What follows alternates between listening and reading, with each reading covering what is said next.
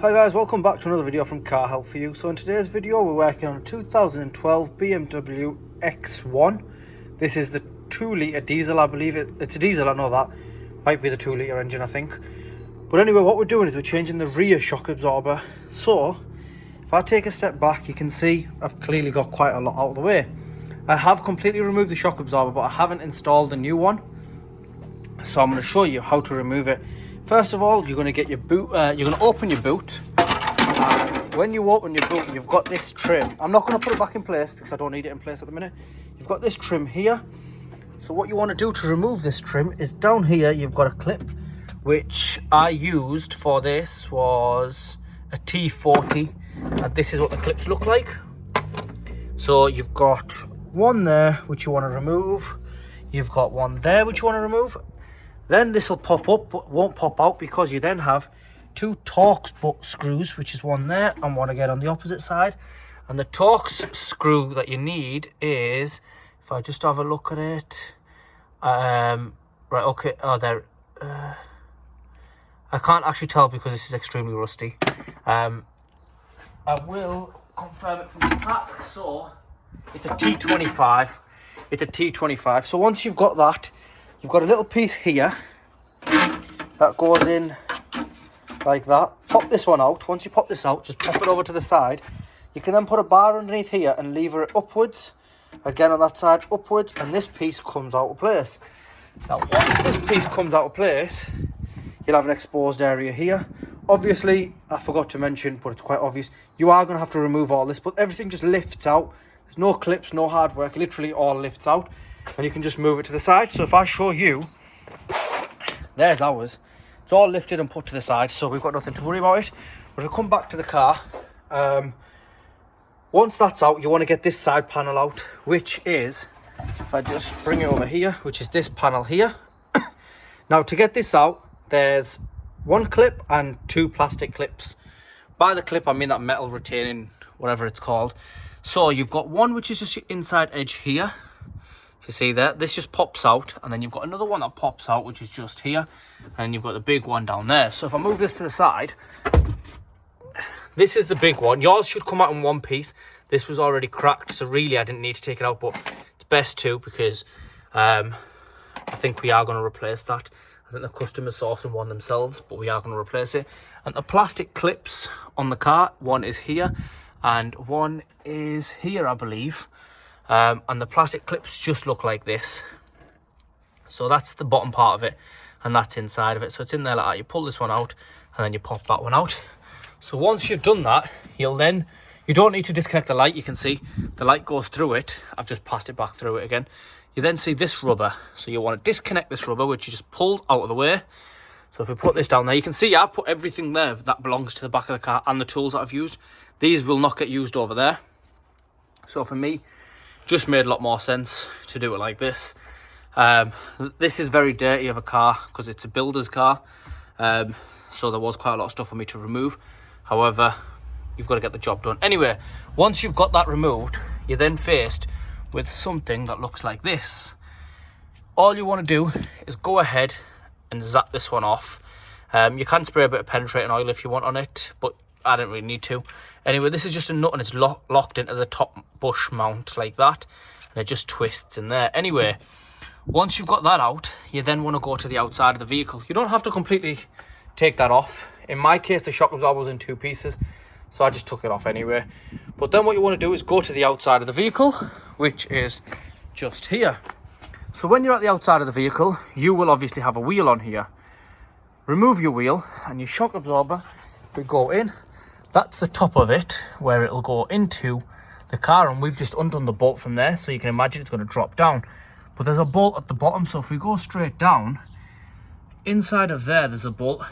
You could replace this rubber bushing it's on by two Torx type of screws. However, we are not replacing that on this occasion. So to undo it from down here, you want to go underneath the car. So if we get underneath the car, you can see it is just through this hole here.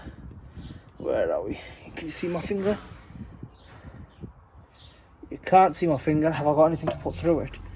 I don't have anything to put through, but it is if we zoom out a little bit, it is in this hole here, and if we zoom in, it's just there.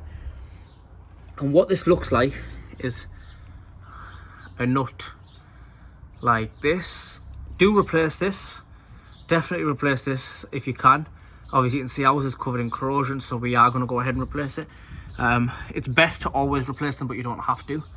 And this is the bottom of the shock, which will be sticking out like that. Yours won't look like this and shouldn't look like this. Mine only looks like this because, like I said, my shock absorber had separated itself. So if I get back out of here, if I just look down here, I can show you what I did. So if I bring this here, so you can imagine this is on there. The socket that I used for the bottom was a 17. Yep, a 17 mil, just to confirm.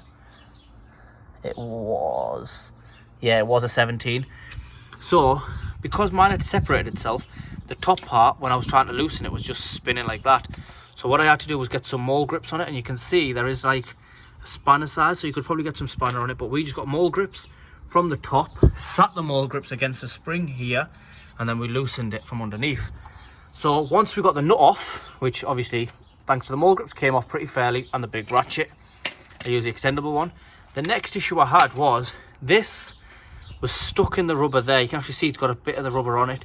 Wasn't coming out like no tomorrow. I haven't sprayed any penetrating grease on it. This is a shock absorber that's leaked so badly. On your shock absorber, you should see, if we just move that tissue there, you should see that's the top part, the top bolt you're undone, and this should actually be in there in the bottom like that.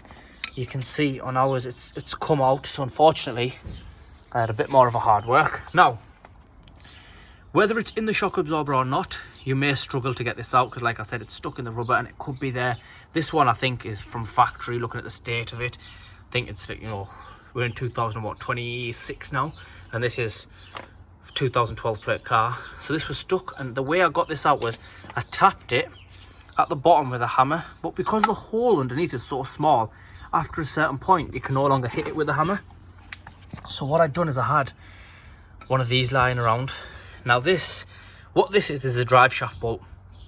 However, anything similar to this you can use. You can see all I did was I had it pushed up at the bottom, so from underneath essentially it looked like that was stuck in there, the rubber was there. I got this on the bottom of it like that, and I just tapped this edge here, and I kept tapping it until the rubber eventually came free. Again, this still did not come out completely. Then I was shaking it with my hands from the top, and I just yanked it and it came out. So that's what you've got to do to get it out. Now, to get it back in, because the new one is here, and this one is a Napa brand one. This was supplied by the customer, but again, I do fit Napa ones because I don't really think they're a bad quality. I think they are quite good quality. There might be better out there, I don't know, but I do fit a lot of Napa ones. You can see this one is actually welded onto there. Might have been welded on the other one and it's just snapped over time, I don't know, but you can see massive difference there. That might be the part number, but anyway, to fit it in, what I'm going to do is, if I show you there, I'm going to lower it into there first, get it where it needs to be. I'm going to try and keep it as far compressed as I can, cut this plastic off and feed it into there. Now you can clearly see I clearly don't have that much space, so what am I going to do to create space? Quite a simple little trick on all BMWs. I'm going to put a bar over this arm here. I don't want to put anything on that. I don't really want to put anything on that. However, I could push that by hand, and you'll see there is quite a fair bit of movement. So all I want to do is I want to put like a nice little bar in and get someone else to push it down. Whilst they're pushing it down, I'll just maneuver it into there. Once it's maneuvered in, I'll tighten the bottom, not completely, go inside, tighten the top. Once I'm fairly happy where it's sat, I'll then come back, tighten the bottom properly and tighten the top properly, and then it's literally the reverse of everything that we've done. So once that's all done there, I'll come back to the vehicle. Obviously I've already tightened this, rubber cover goes on, that piece of plastic goes, not piece of plastic, piece of carpet goes in there, the two plastic retaining clips, the seat belt holder, not the seat belt holder, sorry, the metal clip holder thing, that's pretty useless. And then I'll put this piece in here, put all four bits in. Once they're all in, I can then go ahead and get the bottom thing put in, followed by the boot floor carpets and everything else that needs to go in, put the parcel shelves in, seats back up, and hand the car back over.